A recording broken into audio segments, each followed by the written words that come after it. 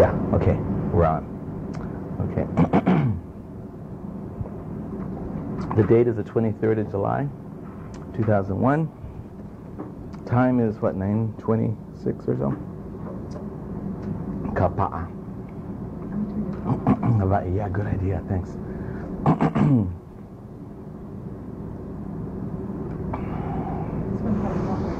I hope not.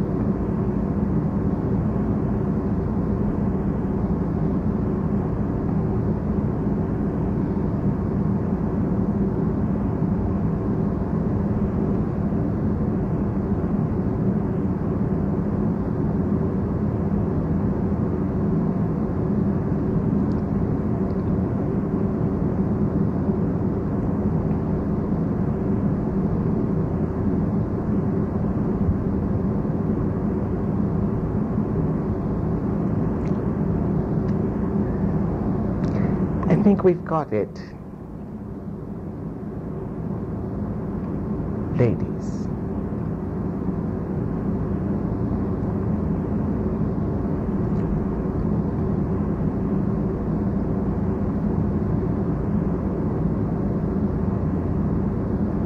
In your country, you celebrate a day of Thanksgiving. And so you did last year, late November, I believe. And you've got your traditions and how the native peoples and your early settlers supposedly sat together and feasted. Truth to tell, the Akashic records would tell another story. Still in all, we understand that this event, or supposed event, had its uses, so they've endured. In fact, it was one of the early statesmen of your country, whose grandfather I knew myself, but yet in another life, one that was known as William Penn, that was very interested in perpetuating this thing, for he intuitively sensed the acknowledgement that should go to the early settlers of your country, your continent. And you see, dear ones, in those days, it wasn't anything like what you are likely to learn in your schooling of today.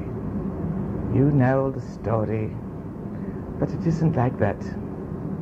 Like so many things in his story, as has been said by Sir Arthur, it's just his story, that's all. I bring it up because upon that event, Thanksgiving Day last, I believe you were celebrating, some of you, at the home of the medium, and yours still. And Sir Arthur convened a rather unexpected meeting, and I do believe startled more than 4, by speaking of something that, instead of it being, oh, you know, some kind of a comforting little message, oh, you've all had your lovely Thanksgiving. Well, well, well. No, not that. What did he say? But that your planet, this planet, was about to be engulfed by a wave of insanity. That was the word, insanity. He went into detail, I believe, as to how it would manifest. Should you, any of you, care to hear it, I do believe copies exist. Well, he's not one to mince words, much less to fabricate. And as you've had cause to note, there's been insanity, hasn't there? Oh, yes. Enough for everybody? I think so. Well, it's got everything to do, as we said, with certain factors of cosmos, the so-called photon belt, and so on. And yet, really, could it be that this so-called photon belt could cause otherwise totally sane people, a sane planet, to suddenly go insane? I don't think so. I think that when it rains and it leaks, it's because there was a leak that could not withstand the rain, don't you? The rain did not suddenly create leaks. So also with the insanity, dear ones. What has come to the fore is but the latent insanity of a planet. A planet that, except for certain exceptions, and I'm afraid I can't give even one nationally, but I'm referring, of course, to individuals, bodies of individuals. Except for these, a planet that has gone insane, that has been insane for some time now. 5 decades, to be exact. 50 years of insanity.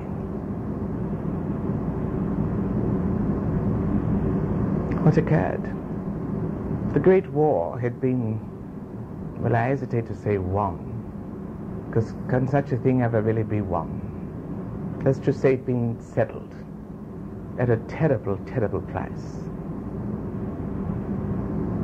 And I tell you, my dears, as so often when one does not calculate the price that one is willing to pay for something that one is obsessive about gaining, it costs too much.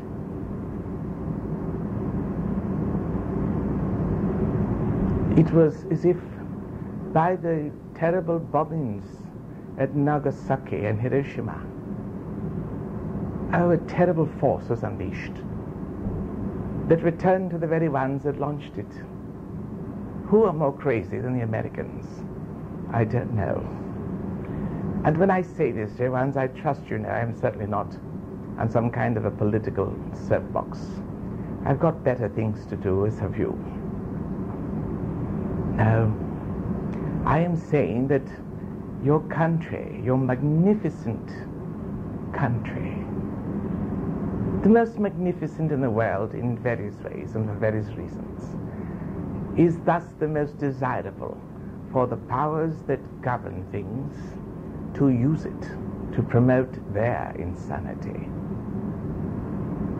So we can't really say it's American, though America, unfortunately, would seem to be its major proponent and instigator and even victim. Who watches more telly than the Americans? No one. Beware your television sets, my dears.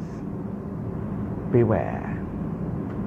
What comes through them is far more and far less than what you think is entertainment.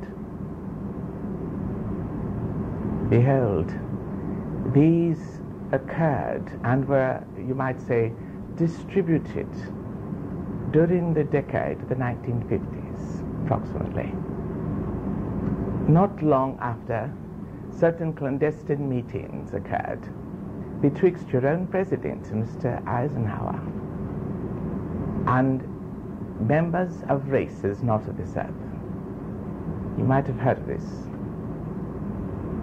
Oh yes, it was happening. Mr. Truman involved as well. The point being, my dears, that unholy alliances have been struck, and plots not to enrich, not to enlighten, have also been launched upon you, upon all. These things must be understood, that we get our errands clear. For I call to you, sisters of mercy, mothers of tomorrow, and I ask you, and I enlist your aid, to be as nurses in the great hospital of the Divine Mother that exists wherever you are. You are that hospital, as are others.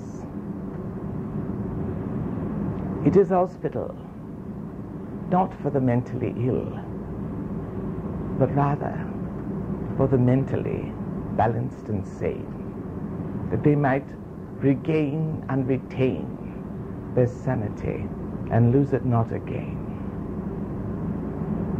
Each one of you present has suffered from this thing. You've all been mentally ill. Some of you still are. It's not a cause for shame. Not at all. On the contrary, it's a cause for honesty. Cannot any of you catch a cold? You need not be embarrassed of that. Some of you complain of your so-called menstrual cramps. You don't think twice about mentioning it over your lunch. Some of you complain of headaches, a bit too often, I might add. And by that I don't mean criticism. I mean that if you're bringing it up that often, my dears, something must be dreadfully wrong. It is not natural to have headaches. They should be quite the exception, certainly never the rule. For some it goes deeper. The point being that you must grasp your sanity where it is right now, and don't let it slip from you again. You can't afford it. You really can't afford it. I'm telling you, every moment the waters rise, and you can't afford to allow yourself to go off in some kind of a tizzy, for this one might just be your last. I am not here to frighten, to threaten. I am here to alert, to awaken, to hopefully suggest that each one of you here, and all that shall hear these words, must come to know that sanity is like, well, a line drawn upon a field upon which a game of soccer is being played, football. You know, if you know anything about the game, though I realize that's rather man's domain, that there be lines, 10-yard line, 20-yard line and such. And the object, of course, is to get it to your end and keep it there. Or bring it back as often as you can, at any rate. The idea being is don't let the enemy gain control. Don't let the enemy gain ground on you. If you were climbing a mountain, you would see it as not losing ground, that is to say, sliding in a downwards fashion. I say it's best to not progress than that you do not regress. So, guard your sanity, my dears. that you need not lose ground, and in that can help those that have. And so the enlisting that I referred to, I'm here to solicit your love, your aid, your care, and perhaps also your patience, that you might all come to know that this insanity, its reign of terror, is not over. Indeed, it's not reached its peak. I am referring in general and not to specific cases here. So please take no fear. I'm but saying that viewed in the overall, we see this planet and all who compose its inhabitants all subject to waves of this thing. And that then is the next topic, waves. Waves indeed. Waves of energies. But whose energies? Well, human energies, obviously. Waves that are generated by human minds, that are confused, that are cut off from the divine source, that are temporarily lost, bewildered, frightened, and thus insane. I am not speaking here of clinical definitions. I am referring to sanity as that which comes with love, peace, and an inner sense of connectedness to God, and insanity as the lack of this. So, let us redefine sanity and insanity, and let us come to know this frankly, that this war shall be won. Why, I am projected back to the days of the Great War, and believe it or not, on one very frightening occasion, with bombs falling in London, Red Cloud had me step up to a porch of a bombed out building and call out to all the people who were looking through the rubble for perhaps their loved ones, and to say, this war shall not be lost. These prices that have been paid in blood shall not have been in vain. Take heart, dear people, and do not make it easier for the enemy to vanquish us by abdicating your thrones of personal faith, power, balance, and sanity. And that was the word I used. Little did I know. So here I am again, saying the same thing.